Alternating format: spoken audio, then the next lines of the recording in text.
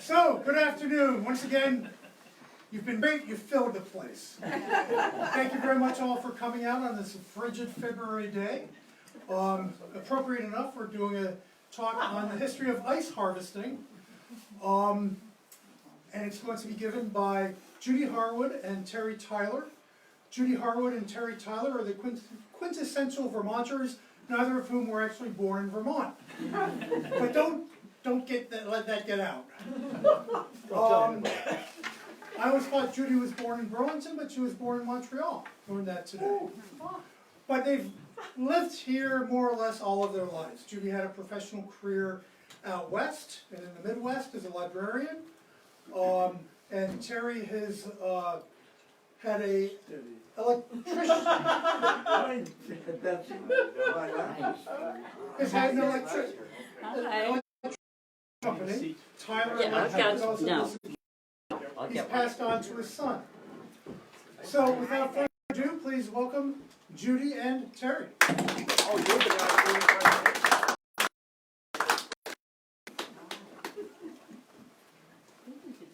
you Judy and Terry? Yeah, dog and pony show. And neither one of us can hear, so that's wonderful. Anyway, we decided to do this, I don't know, almost a year ago. It's called ice harvesting. Other places it's called ice cutting.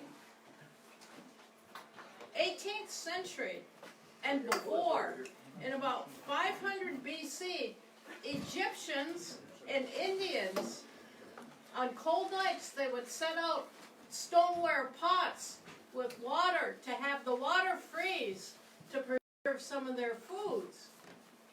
Then, in the 18th century, about 700 AD, farmers in the Northeast, of course, because of the cold weather, they began cutting and selling natural ice from ponds.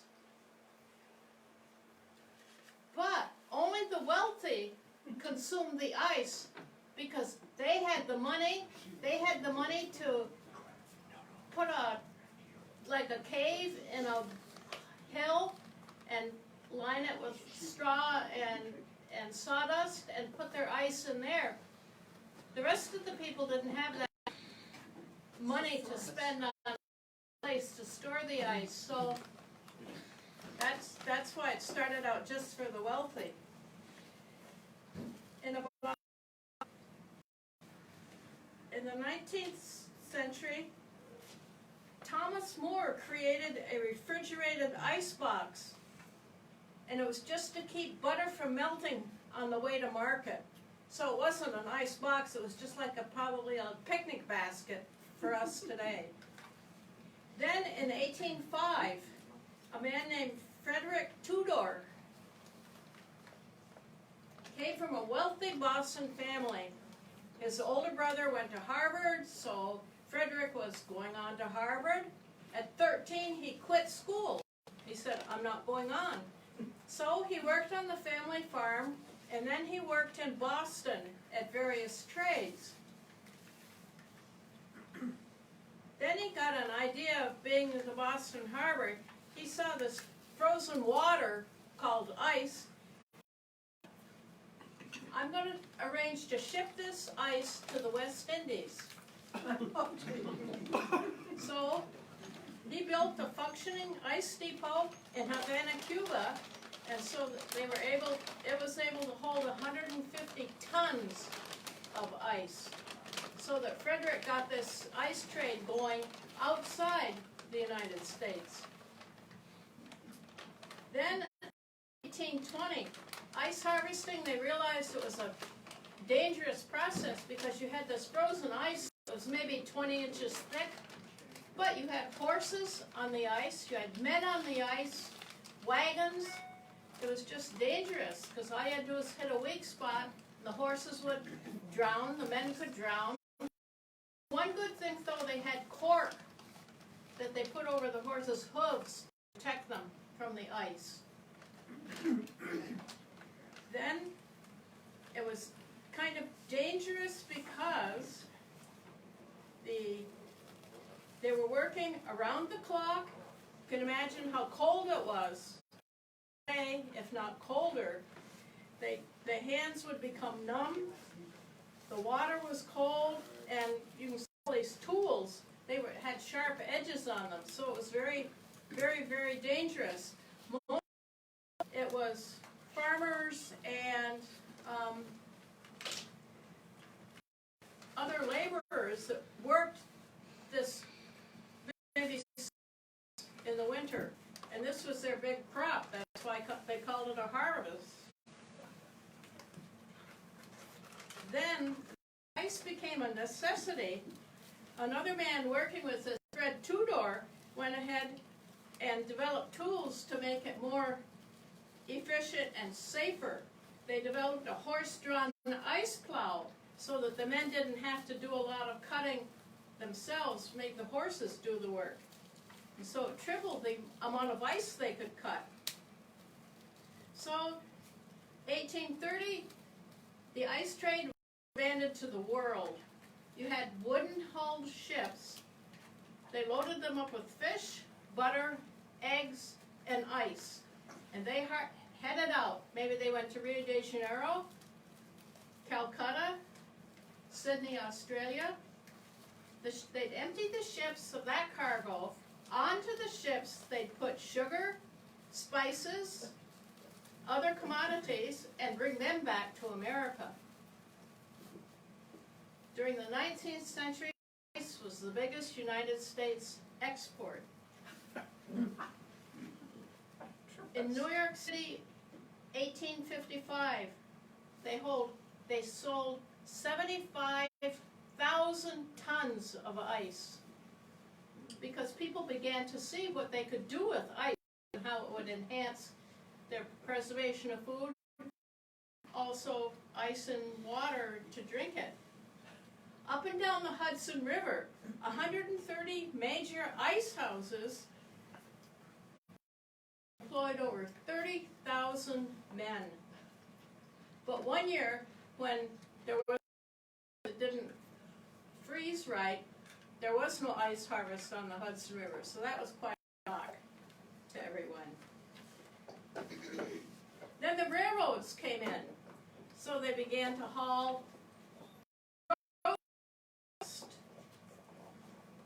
They had special rail cars to haul the ice, and the ice was on there with straw and sawdust to keep the ice from melting and getting all messy. So they put the perishables on the train.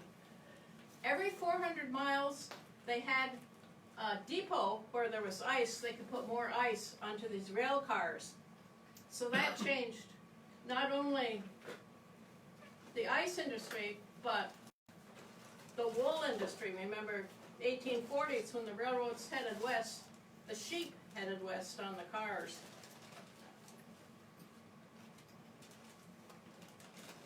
So, 20th century.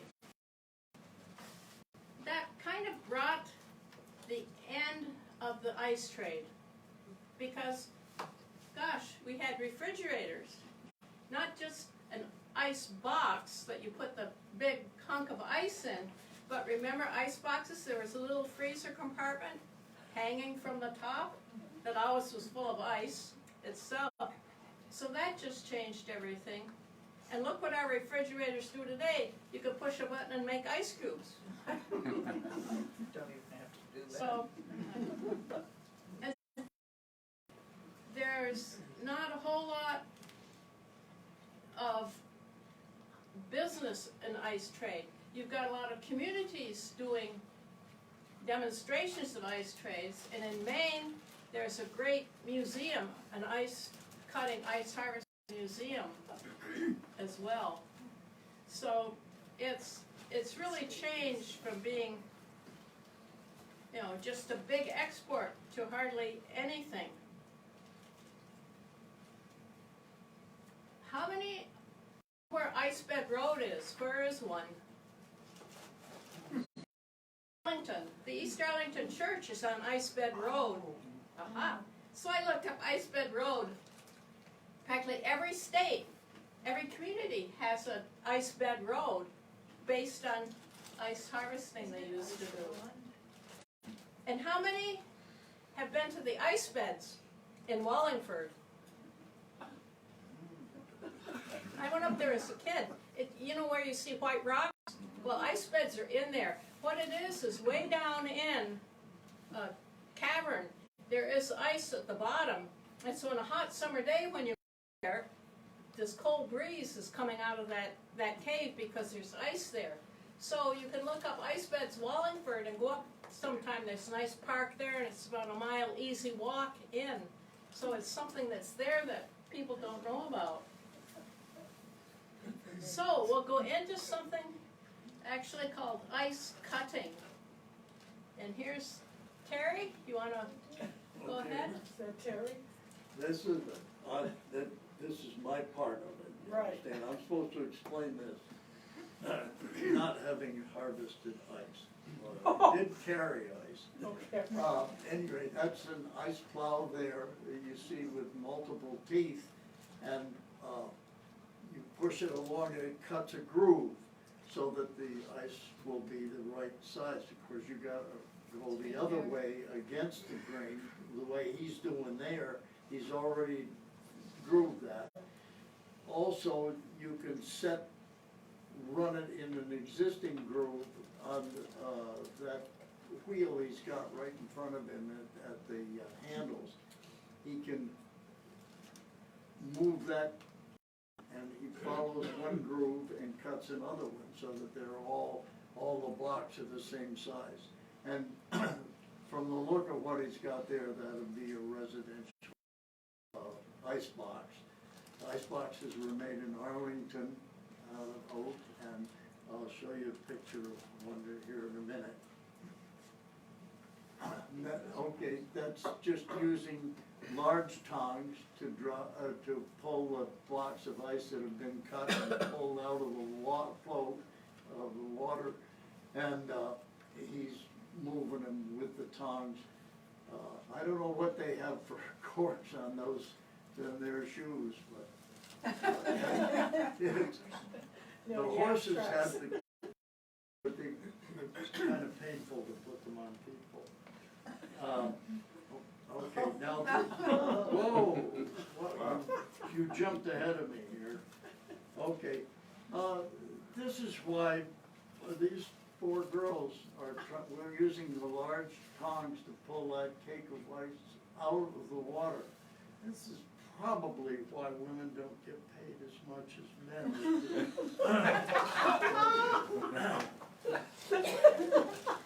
That's a little politics in there. Nobody's, so I guess I got away with it. Okay, next one, we good? All right. This shows a lot of the tools that were used. Now, they've got a pretty big block of ice there that they're moving. They use a fork to push it with, and then there's a pipe pole. There's one over here. There are a lot of the tools here in this room. A number of people, Hamilton Hayes and Ruth, and brought hers. We're still thinking this is a hay saw, but it's got teeth in it. Anyhow, they floated these large blocks of ice to where they could cut them up near the barn where they were stored. Okay. All right. Got kind of mechanized when the automobile was born, and they used powered ramps like a hay loader, only that this is bringing the blocks of ice up onto a platform or a wharf that's either on the ice or on the edge of the ice that's the same height as a sled drawn by horses or a truck. Yeah, all time. And, okay, go to the next. All right, this we got from Manchester Historical Society, and And a this is number what of the- us yeah. remember when I don't know being pulled by horses, but Blocks weighs. Excuse me? I wonder how much one of those blocks weighs. Enough. Well, that not one that carrying a he's block. got on his shoulder is, Big. yeah, On his shoulder? yeah. It was taking 4 girls to carry that. Sorry, Lou. It doesn't look, it's pretty Um, irregular the- looking, isn't it? The ice wagon in I think it's just a Manchester bag of soap. was, Charlie Taylor had a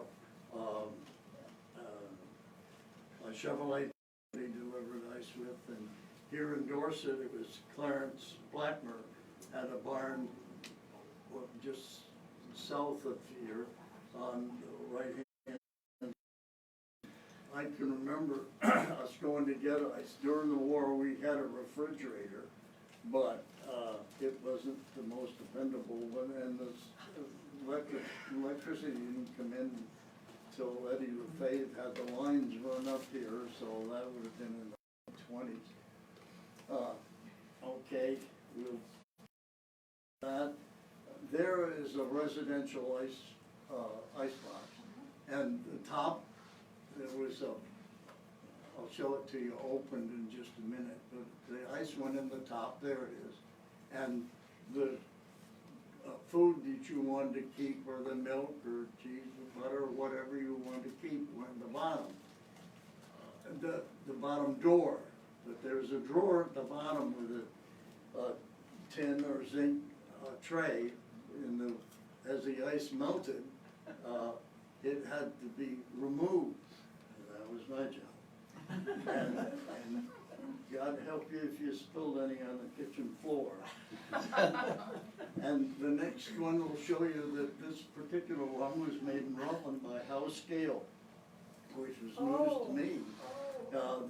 I never remember seeing an ice box that wasn't out of oak, but it was the era when oak was very popular for furniture as well. Inexpensive, if it was a roll top desk. Okay. Okay, now this is titled Manchester. And the first, okay, there. Now this is probably the oldest picture we've got locally, and this came from Manchester Historical Society, and it's practically half of the town of Manchester is out there on Equinox Pond as part of the harvesting operation. Evidently everybody, there wasn't that much you could do in the wintertime, so evidently they did. And the horses, and that's quite a picture. You know, a little bit of background, in 1871, in January, they got 250 tons of ice from Equinox Pond in 3 days. And they had 3 ice houses at the pond. And they filled them all. It was a good harvest that year. Then they also got ice from Factory Point Pond. They're trying to figure out where Factory Point is. But I still think, of course, the Dufresne Pond and the Equinox Pond, right. and, but Factory Point Pond, I kind of suspect, It must be behind Han Chevrolet. There was a huge pond Yeah. there. there was a large pond there. Yeah, it was fed by the Mead Canal. I knew it had to be in Factory Point somewhere. And that pond was the water that first powered the mills that were on either Oh, side. yeah. I remember kids, they dammed up the river down in the depot, just to the left as you turned onto Richfield Road.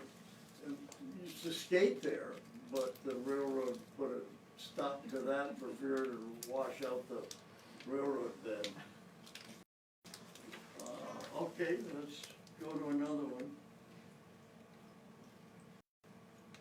Yeah, and this is, I don't know where this is.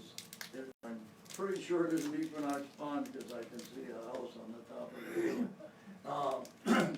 But it shows several of those those ice plows, grooving, you can see where it went this way, and then they were at right angles to it. And then they used those poles with a fork on the bottom to break it loose, unless it was really thick. And then they had, excuse me, engine-powered saws, and I'll get to a picture of So one that's of the those. same thing as the guy in the front, the first picture you had was a horse-drawn one too, right? Hello? The first picture you did of the whole presentation was the same thing, and that was a horse-drawn one, the guy wasn't just pushing it with his hands, right? Well, actually, it was a 30-inch saw blade, but it wouldn't cut all the way through the ice sometimes.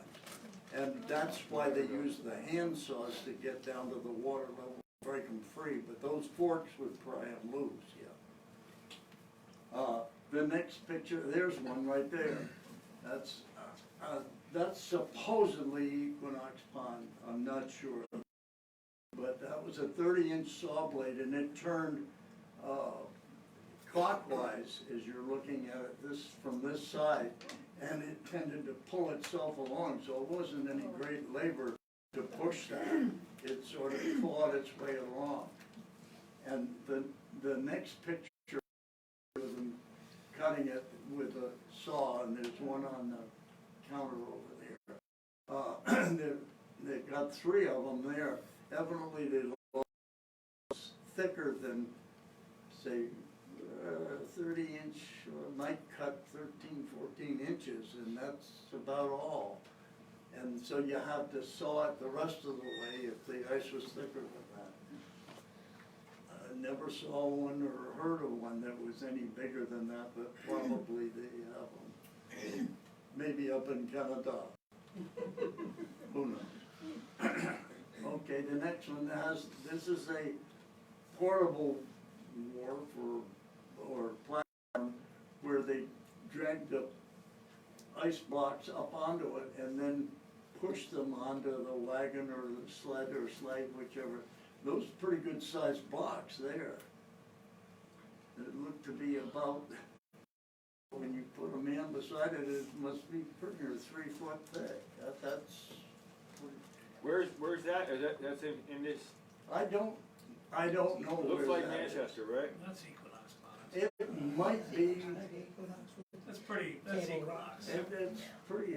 what's that? That's Equinox Pond. It is Equinox. Okay, Go with the mountain. mark it that way. Well, I'll tell. Well, we can reduce his pay a little. Okay, next one, Judy.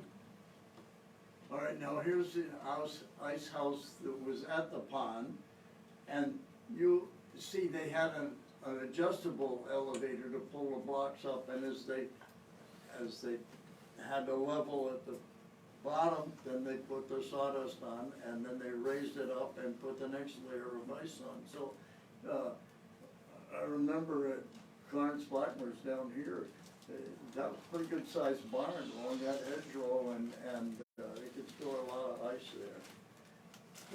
The tongs that I was old enough to drive at that point, so I took care of the pans, and I did have the tongs, which I brought. Okay, now this is Dorset. Now we're all here in Dorset, and the next picture is I don't believe is Dorset. It may be Dufresne Pond, Manchester, but it came from the Historical Society, so got to give them credit for that. They're prying those blocks loose, and Ruth has one at home, but she couldn't get it off the wall. It was big, and it would take a lot of effort to break them loose. This one here is Clarence Pond in Dorset with Kellogg Hill in the background, and they're using a powered saw, and he's heading, I think there was that little building there from the Blackmer farm, but it, that was quite a while ago, but I'm not sure what the engine was. It's of it in the next picture.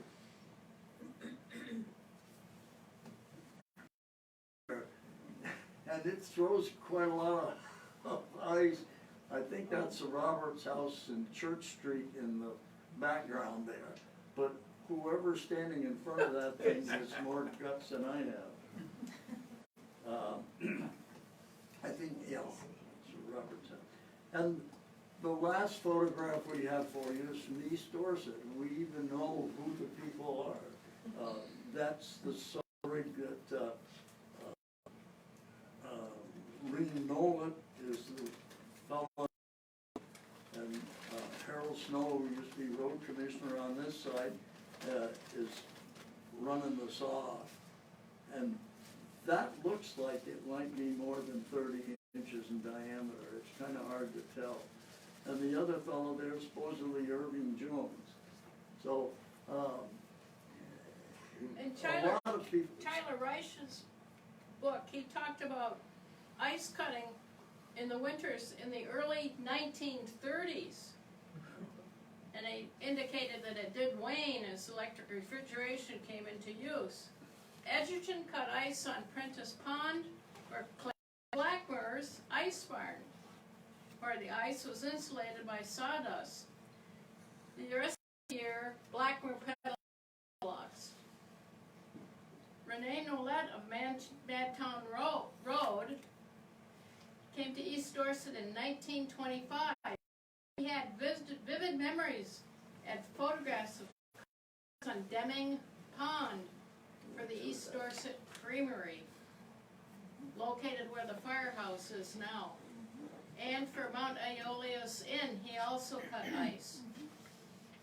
Ice was cut by a 4-inch circular saw blade installed on a 1924 cylinder Chevrolet engine. On a good cold morning, this rig cut as many as 1,500 cakes of ice, measuring 20 by 30 by 12 inches. Imagine how much they weighed, how big they were. The creamery's harvest that Nolette worked for would take 2 to 3 weeks depending on the weather. The ice house had thick walls. Cake of ice were installed and separated by hemlock and spruce sawdust from the Sweezy sawmill. The ice was chopped to refrigerate milk in bulk tanks. And then the East Dorset Creamery never did convert to mechanical refrigeration. Nolette got paid $4 a day to do all that work. So now what we can do is kind of show you these tools that we have here. Judy, do you wanna do this? You wanna use it? Okay, you can hand that out too. Yeah, Ruth has something for us. You didn't digitize that? Pardon? That picture you didn't put on your program? You ran out of money. Jeez. $4 a day. Oh, yeah, $4 a day. These pictures that are going around were taken in the, I think about in the 80s. In Eli, they have a ice cutting reenactment, harvesting, and they bring out the old tools, and so those are some of the pictures that were taken by Bob Fowler way back when he attended. And it shows the machine that they used for cutting.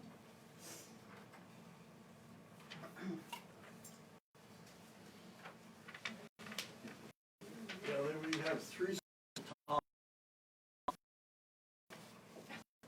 small edition of the port.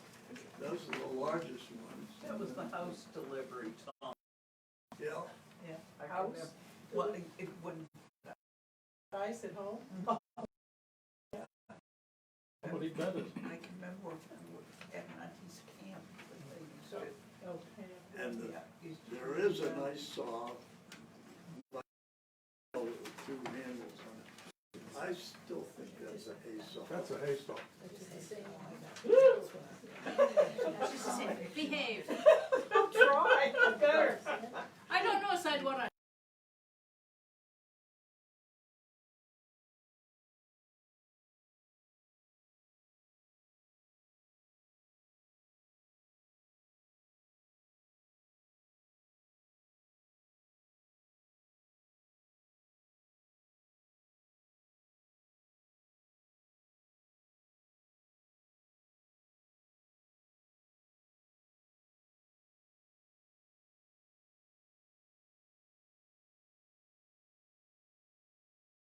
Cut it with that, but And this one. that one, it certainly isn't a comb. Not for your head. I think they put this in the Yeah. cuts they made and then back and forth to shove the ice block away from the bigger piece. And the roof is a larger one like was shown in the Well, no, photograph. it's actually just like this, only Oh, it is? it's, well, a third more. Yeah. bigger. Well, there's, and there's That's the kid size. for dragging it. That's the kid size. No, that's the women's size. Yeah, right. I wasn't gonna say that. I knew it would give me trouble on that. Wouldn't mind Yeah, borrowing right. that today.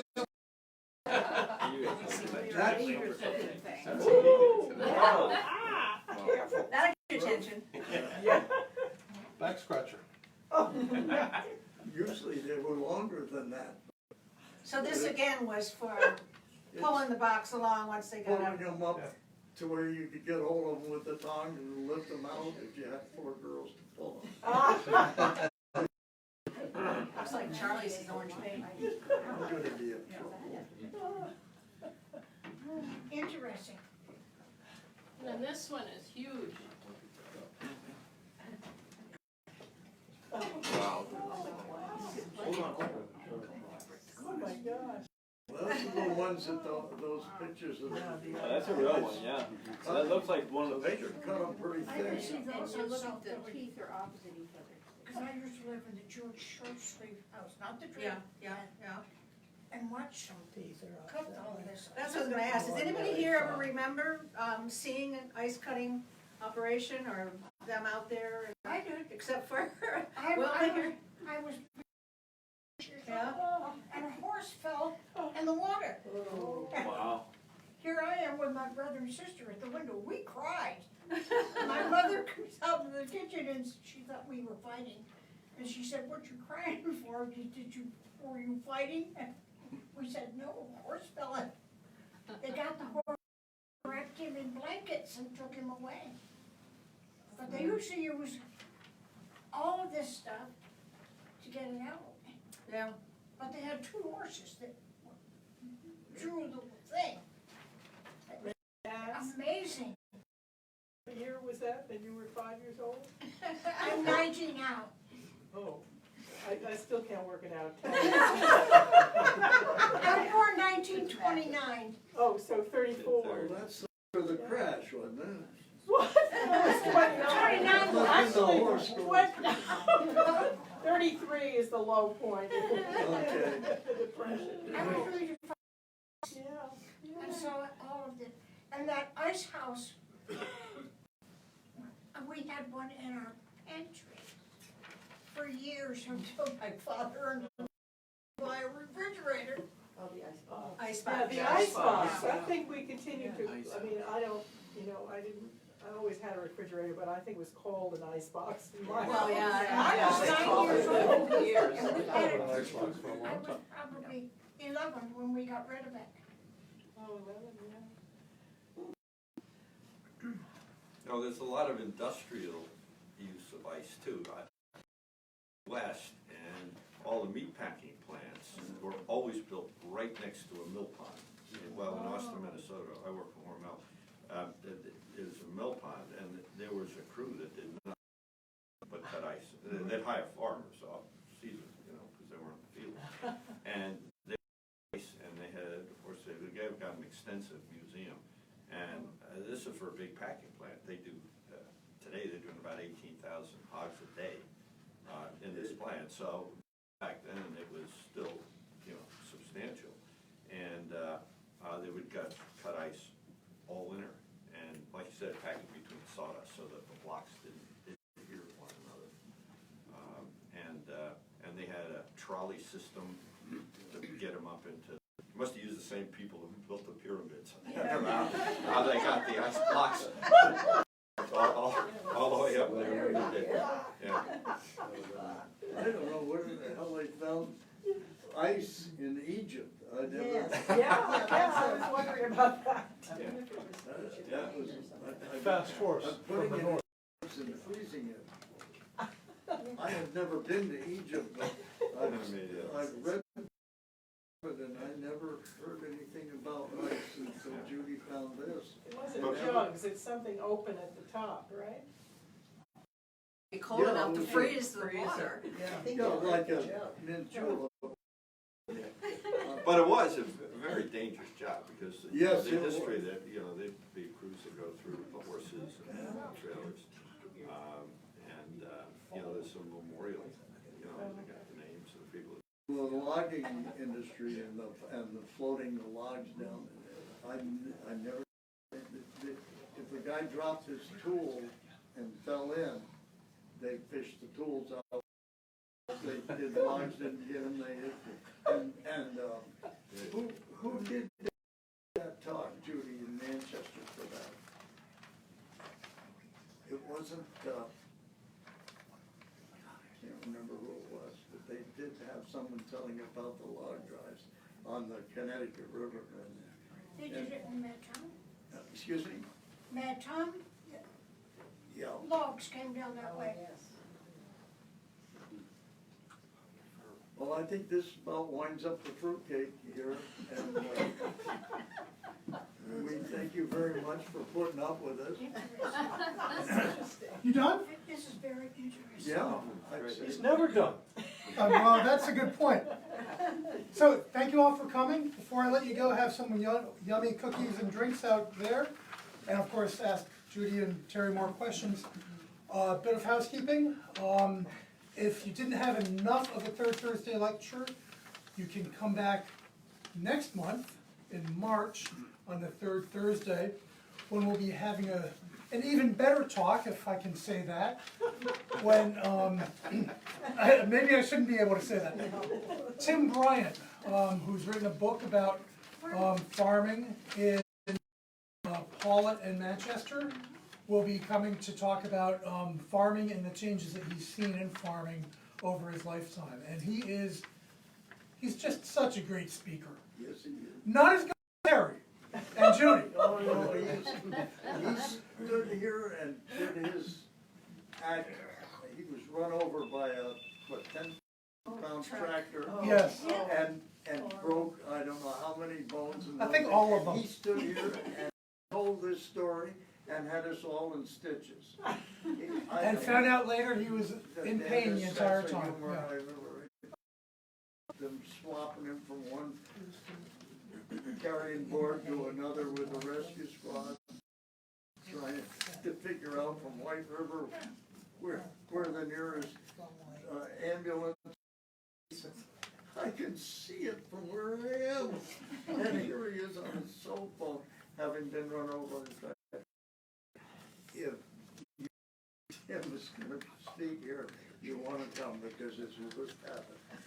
He's a really good speaker. And then in April, the third Thursday, we have a really